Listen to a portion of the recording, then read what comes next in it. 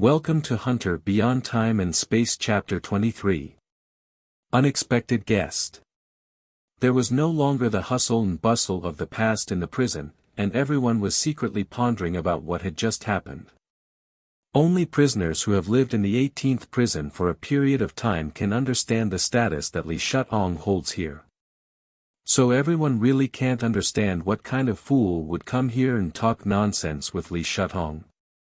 The mechanical prison guards surrounded Lu Dezhu, and as they ran, the hydraulic transmission sound of his alloy skeleton could be heard. Lu Dezhu forgot his intention to make a name for himself in the 18th prison when he saw this scene. As a member of the second group of time travelers, he came to this world of steel beasts for the first time and was immediately shocked by what was happening before him. Faced with the blockade of mechanical prison guards and drones, he was firmly controlled in just over 10 seconds and escorted to an unknown area outside the square. "Boss, don't you think things have been a bit strange lately?" Lin Xiaoxiao pondered while sitting on a chair. "A kid went crazy the day before yesterday and kept saying something about Luocheng, as if he were really the heir of a conglomerate. Today, another fool came up and asked you to give him a task as soon as he arrived." "What kind of task?" As he spoke, Lin Xiaoxiao couldn't help but want to reach out and touch the big cat on the table, but before he could, the cat coldly stared at him, and he withdrew his hand awkwardly. Li Shutong thought for a moment and said, "It is indeed strange." Lin Xiaoxiao suddenly said, "Hey, where's Qingchen? He was quite enthusiastic when he came down to eat yesterday, but why hasn't he shown up today?" At this moment, Qingchen was still walking through the corridor. He didn't bother with Lu Dezhu and the mechanical prison guards, but went straight to the 6th floor and whispered to Lu Guanyi, who was still waiting in line to go downstairs. "After dinner, have your people control all the new prisoners and ask them one by one about their identity and background outside." "Okay," Lu Guanyi quickly agreed. In his view, the boss probably wanted to see if there were any other forces coming to steal from them. But what Qingchen was thinking was to see if there were any time travelers hiding among the new prisoners. If there were any time travelers, they wouldn't be able to fabricate their outside identity. Those who could clearly explain their identity and background were the natives, and those who couldn't were definitely time travelers. But Qingchen was a bit surprised. He thought that Nan Gingchen would also time travel to the 18th prison, but he didn't. At this moment, Qingchen remembered something and hesitated for a moment before saying to Lu Guanyi, "I know that the welcome ceremony is your custom, but don't be too harsh. It's not easy for them." Lu Guanyi was stunned for a moment and agreed, "Okay." After the farce, all the prisoners went to the line to get their food. Lu Guanyi planned to take the new prisoners to the cell for interrogation as instructed by Qingchen. After a while, he came back to report to Qingchen, "Boss, it's done." Qingchen listened carefully as Lu Guanyi introduced each prisoner's situation. When he confirmed that there were no more time travelers in the prison, he strode over to sit opposite Li Shutong at the dinner table and said, "Are we playing chess today?" "No, I won't play for a few days," Li Shutong thought for a moment and said, "I have something to think about, and there is a guest coming." "Guest?" Qingchen asked in confusion. Li Shutong smiled, "An unexpected guest." The person who can be called an unexpected guest by Li Shutong is definitely not an ordinary person. Qingchen didn't want to get involved in something he couldn't control for the time being, so he didn't ask much.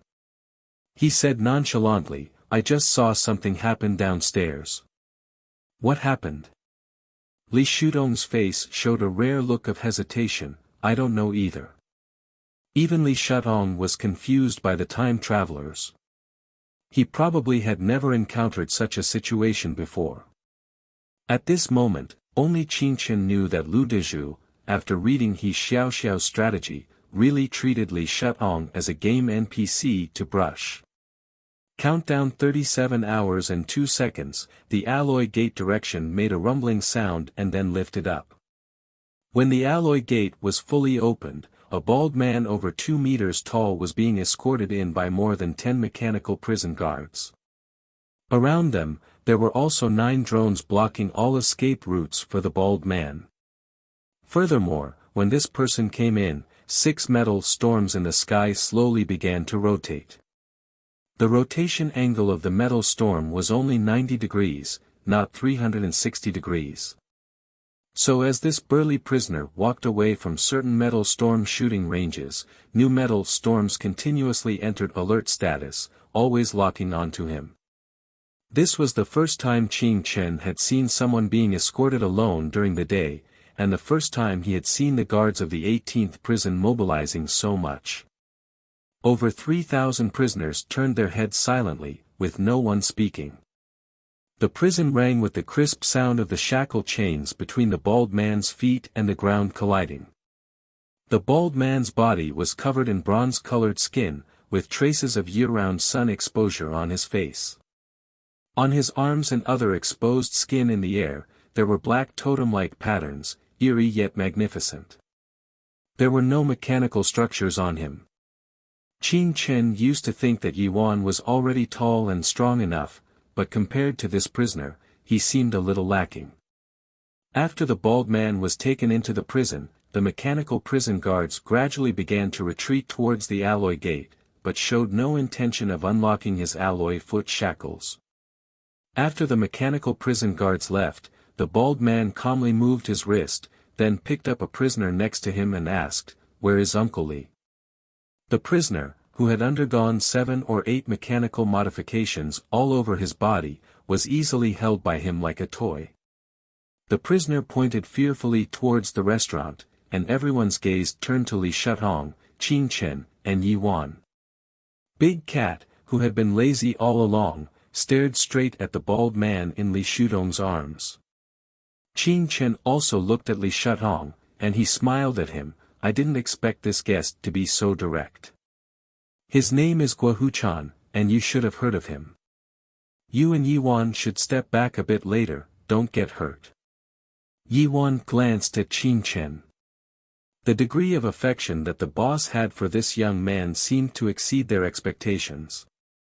At this moment, Lu Guangyi, who had been mingling in the crowd all along, murmured at the sight of Guohuchan's big bald head, "Guohuchan, he actually came in, no wonder the boss said a llama came from the south.